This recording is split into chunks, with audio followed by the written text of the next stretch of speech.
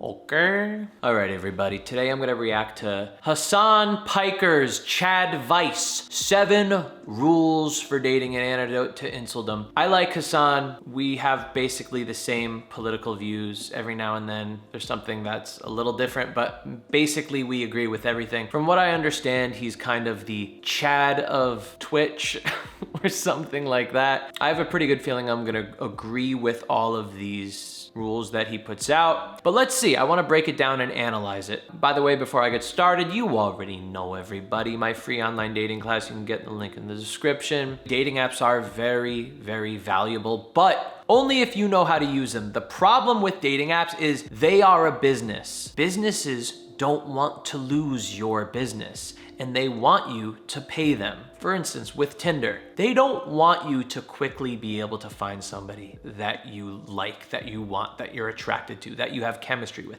that you could be in a relationship with. They want to make it as difficult as possible for you and keep kind of throwing you little nuggets and keep you just hanging on until maybe one day you meet somebody that you actually really like. So the way that I teach it is basically hacking Tinder, hacking dating apps, finding ways to leverage what you have, especially men. Now, I'm not saying that women or non-binary people don't have online dating problems. They do, and I address that all the time. But especially men, it's made against them. Because even though women and non-binary people, they have to kind of sift through a lot of messages, and most of them are shitty, are spending all of that time messaging, hoping to find somebody. So how could you hack that? How could you leverage your position? I have a course on it, but if you want to know a little bit about it, I talk about it in a free class I have down below. But if you haven't already, you can get it after we watch this video. Let's get started. Okay. All right, let's do it. My analysis of dating is somewhat similar to a free market capitalist. This is a very great introduction, like a good entry point into this conversation, because it really is. And I've talked about this before. Obviously, there are certainly issues with that mentality right off the bat. I know that a lot of people get upset at me. We're going to have some fucking conversations about human nature throughout this as well, which will really upset people. But let's get started. So all of the advice is gender neutral, and I'm just using girls as an example because that's my experience, even though I have given the same exact advice to both men and women. Okay, off to a great start. If you are giving dating advice, it shouldn't be focused on just men or just women. Otherwise, it's just a gimmick. Social skills are social skills, no matter who you are. And dating is just about having good social skills and being a happy person, if we're really gonna nutshell it. So number one was start talking to as many girls as possible. And this is the most important advice that I can give you guys, especially because this is a way for you to get better and combat your social anxiety. I think everyone probably has social anxiety, no matter how cool or social or extroverted they might seem. Another great point, really simple though, it's nothing mind-blowing. Something that I would add on to it is you shouldn't just talk to as many girls as possible. You should make friends with as many girls as possible. It's a big difference because when you just say talk to as many girls as possible, it could put you in that headspace that you're gonna be going and hitting on them and trying to like complete this male to female dynamic where you're the alpha and she's the weak little lamb that you need to like dominate and all that stuff. And that's gonna go into your head and that's going to give you this performance anxiety, like you need to act a certain way and attract her, and it's gonna make you a lot more nervous than you need to be. I did this for many years early on in my life, and that's exactly what happened. What I started doing, conversely, was just treating women like my best friends. And what started happening is I lost all anxiety around women. Why? Because I didn't see them as some alien species that I needed to figure out and conquer and win over and get to like me, and they're completely different than me, and I don't understand them and all of their ways. No, just just like, they are people. That's it. I'm gonna make friends with you the same way I would make friends with a guy. Doesn't matter. When you do that, you become so much more comfortable interacting with them because you don't feel like you're getting rejected because you're not trying to be accepted. People are gonna go, yeah, but that's the friend zone. Once you are good at making friends with women, trust me, going from just being friends to something more, it is such a small step. It's like a little fucking beep, beep, dip. It's a tiptoe, my bitches. As opposed to what pickup artists teach, they start off telling you how much of a challenge it is. You gotta be like this, you gotta act like this, you gotta say this stuff, you have to do this stuff. This is how they need to see you, this is how you need to see them. Now go! And your brain is like, fuck, how do I do this? This is big. And that's where all the anxiety comes from. And so you're finding yourself pushing so hard against these walls of anxiety, of all these rules. Take away the rules. After a while, I said, wait a second. I don't care about conquering women. I don't care about winning women. I don't care about being like a ladies' man. I don't care about being super attractive to women. I don't care about this male-female dynamic. There's just one thing I care about. I just really like women, and I want to be around the ones that I'm attracted to. That's it. And that's when I realized I could just remove all of these bullshit rules that pickup artists, society, movies, whatever it is, have taught me that I needed to do. Operate on scarcity dynamics. This is going to be something that triggers a lot of folks, but you can't seem too available. And let me, before even I get into this, the reason why I mentioned scarcity dynamics is because the way we analyze value in other human beings is off of scarcity. The way, if you're too available, the other person, regardless of your social status, will start thinking not less of you, but will start thinking that they are higher on the totem pole, or they're valued at a higher position than you are. All right, this is a little too actually red pill for me here. I like looking at things that people on the surface see and say, what does like an actual confident, charming person do that like they're never thinking of this bullshit? Yeah, don't seem too available. I wouldn't ask you to do that, because the second you start doing that, you are consciously saying to yourself, I have to act a certain way in order to get this person to like me. Already, you're coming from an insecure place, and also a manipulative place. Rather, what do truly attractive, confident, whatever people do? They just focus on their purpose. They're just super driven, and they love spending time with people that they love. And they don't really pay a lot of attention to people that they don't know that well. So if they're just meeting somebody that even they're attracted to, they're just putting more weight into their best friends. They're putting more weight into their passions, their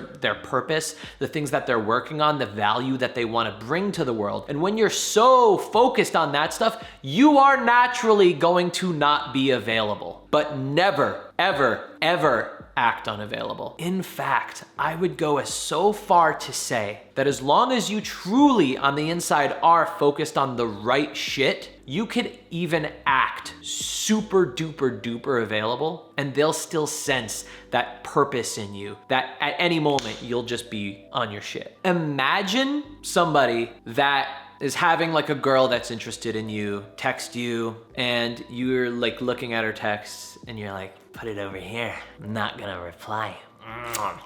It's gonna make her like me more.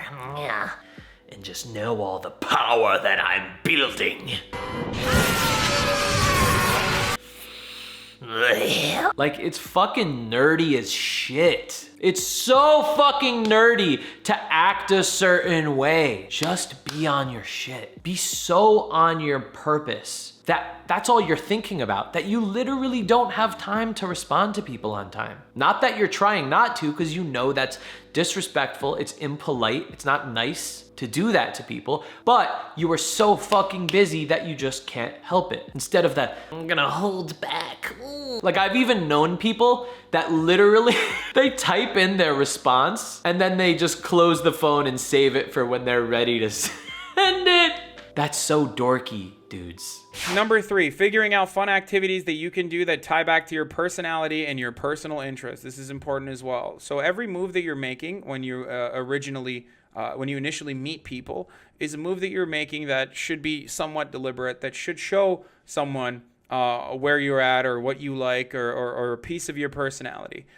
Don't take someone out just on a fucking expensive date.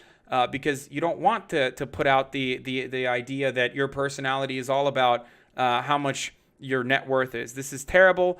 This will lead to a terrible relationship down the line because the dynamics are built up originally under false pretenses. A lot of people end up going to like very expensive restaurants, for example. I refuse to do that. One of the things that I used to do in Los Angeles, and I still do every now and then, is tell girls that I was going to go to Pink Taco, which is a Hollywood location and somewhat bougie.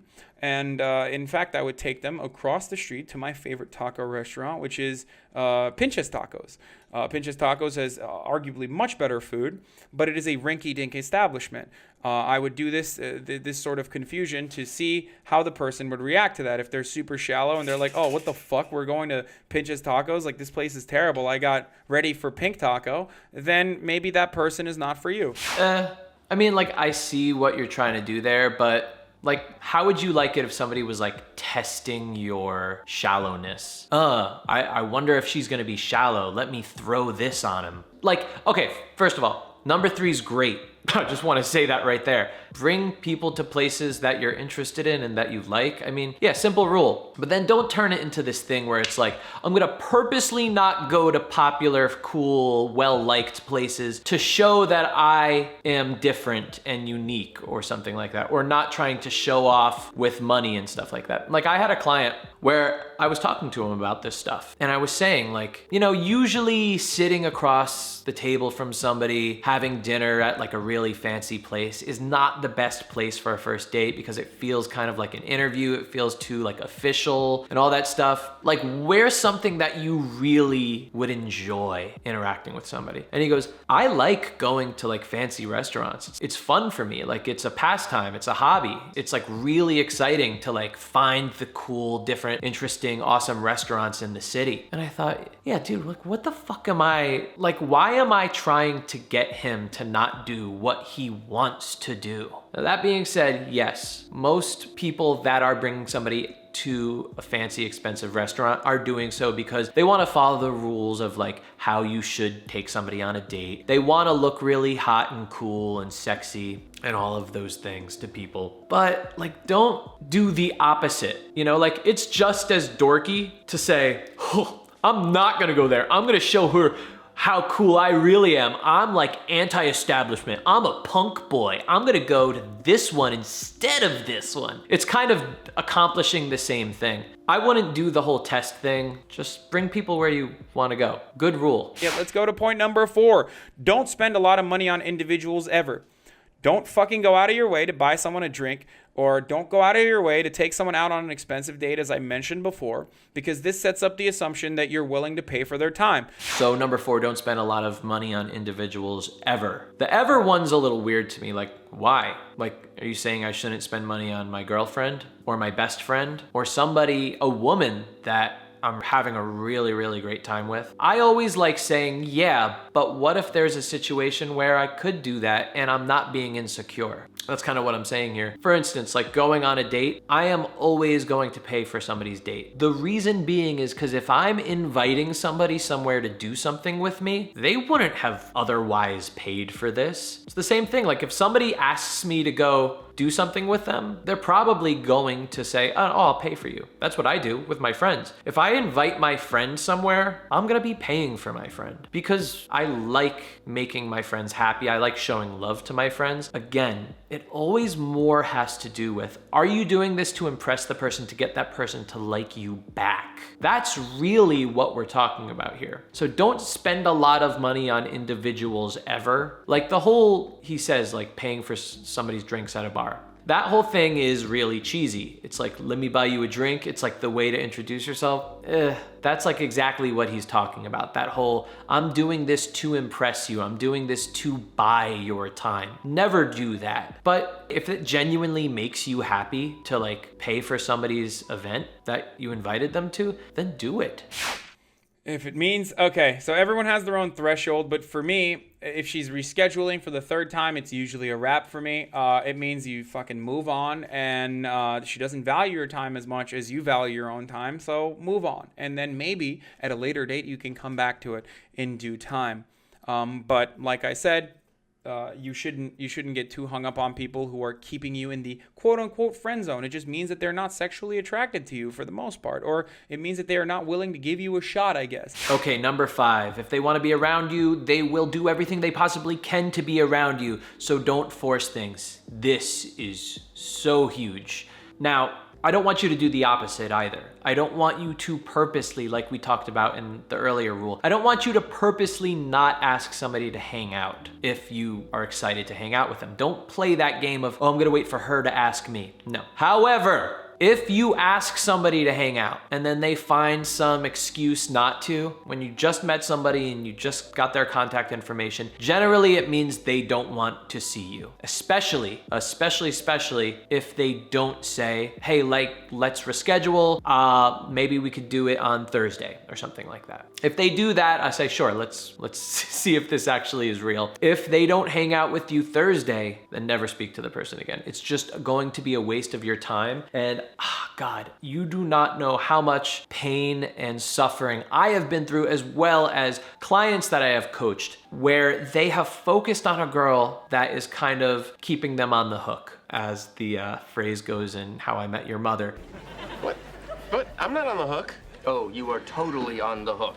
She's stringing you along, but she's not committing to you, but she's keeping you around just in case, like a old can of chili in the pantry. The girl or the guy or the non-binary person will always keep responding to you, and they'll always be positive, and they'll always seem like they want to hang out with you, but somehow it just never ends up really happening. That's somebody that's keeping you on the hook. Just cut them out. Why? It's for your own emotional health. There's something that goes on in our heads when we feel like we're chasing, and it just creates this neediness in us. And the best way to get rid of neediness is not to think your way out of it. It's to do practical things to make you not needy. So if you're constantly focusing on somebody that's not paying you any attention, you're going to create a needy headspace. So yes, 100%. If somebody is not excited to hang out with you, literally just shift your focus to somebody that is. Number 6 is don't force it. Stop saying, fuck this ghosting bitch. She obviously wasn't the right girl for you. Don't be overzealous. Don't be entitled. And don't try to manipulate girls into having sex with you. Obviously, again, these are all very important things that it bears repeating for some fucking weird reason. But like, don't get toxic. Don't get upset and annoyed. No one is entitled to... you're not entitled to anyone else's time, and no one is entitled to your time. All right, so number 6 is pretty similar to number 5. Number 5 is if they want to be around you, they'll do everything they can, so don't force things. And then number 6 is don't force it. Yeah, I agree. Number 7, and this is key, again, use a vibrator. Once you actually get to the point where you're where the other person is allowing you to have sex with them, then holy shit, you best fucking perform. And one of the most important dynamics of performance is to understand what your partner needs and what your partner wants. Everyone is different. I've had sex with hundreds of women, and I have no idea what the latest girl that I'm going to hook up with is going to want or need. I love how he just threw that in. I think maybe he hesitated on finishing the sentence. I've had sex with hundreds of women, and dude, you are a Chad, my friend. You are. Yeah, I think this is an interesting point. I've never thought about, buying some sort of vibrator for the person that I'm with, or buying some sort of sex toy for me or something, and, making sex better because of it. Interesting. I really like it. Yeah. If you're having a significantly hard time on dating apps, it's probably because you're only going for the same kinds of people that are not going for you because of the same fucking shallow reasons. Give other people an opportunity. Go out and talk to them. Maybe they're fucking awesome, okay? This is huge. The biggest reason why men especially are so fucking angry at women about dating, and they join Red Pill and like men going their own way and all this bullshit, is because they don't want to date women that they actually like. Why? Because they got no beef with them. What Red Pill guys are looking to do is they're just looking to conquer the little guy inside that used to get bullied or, was rejected or just was not even paid attention to by the beautiful hot girl in high school and felt really, really angry about that. And joining Red Pill was that way to legitimize and validate those feelings and make them feel better about themselves and hopefully somehow try to think they could trick women into thinking that they actually have a connection with them and that they are attracted to each other in hopes that they could conquer them. These guys don't even care about the women that they want to conquer. They're not dating. They don't actually like women because of all of the pain that they've endured. When you could leave that red pill headspace and realize, wait, I don't care about these fucking people. I just want to be with girls that I'm attracted to, that I like. I just want to be with cute girls. Can I do that? Girls that I connect with, that I have fun with, that I could hook up with. That's all I want to do. When you leave that red pill headspace and realize that all it's about is just finding like-minded people that you're attracted to, dating becomes so much fucking easier. Also, by the way, he says not everybody has to look like Dua Lipa. I never ever said you can't be with somebody that you're super attracted to. That's not the point here. The point is you're not going for people based on looks. You're going for people based on personality, based on the fact that you guys have no relation to each other and you feel alienated and isolated, because all communities have very beautiful people that you're actually attracted to. But you just don't want to embed yourself into those communities and actually go and make friends and meet those people. That takes time. It's easier to just say, I don't know, those mean fucks, they don't like me, and I'm angry about it. I want you to be dating hot people. You should be. And it's not a hard thing to do whatsoever. But again, it's how you go about meeting people, the right people, where you come off as the confident, charming, interesting person in the room. It's what community you're in. You cannot tell me there are not attractive people in literally every community. I spent a lot of time in so many different subcultures, and I found everywhere you go, there's going to be really attractive people there. You just have to go and find those people. That's what it's all about.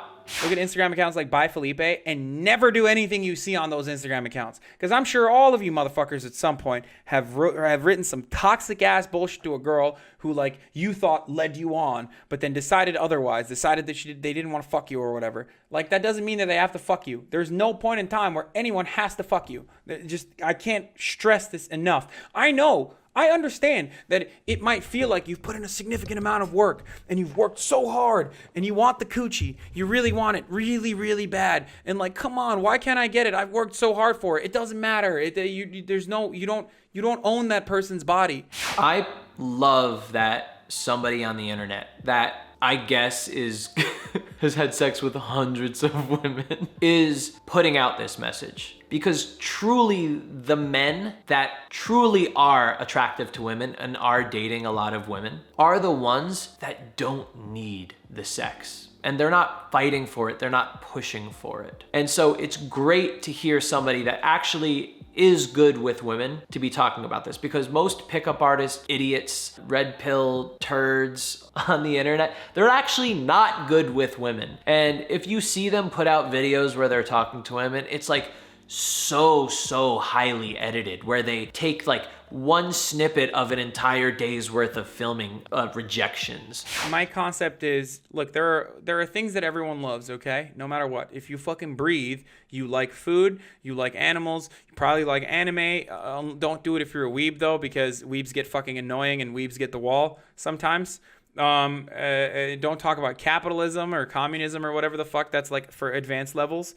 So all in all, the Chad of the internet, Hasan Piker himself, has some pretty good advice. A lot of it is pretty general, pretty basic. Some of it, it's a little off, but it has good intentions ultimately. I truly think he's a good person. I think he has good ideals. I think he knows what he's talking about. Maybe one day I'd like to interview him, get him on the channel, chat with him about dating, see if we could team up together and stop the red pill philosophy that is really toxic for young men when it is only going to bring them pain ultimately and no success. It's a philosophy. It's not something that is actually practical and useful. It's a philosophy for anger, and it's come from anger. That's it. Thank you. Goodbye. See you next time.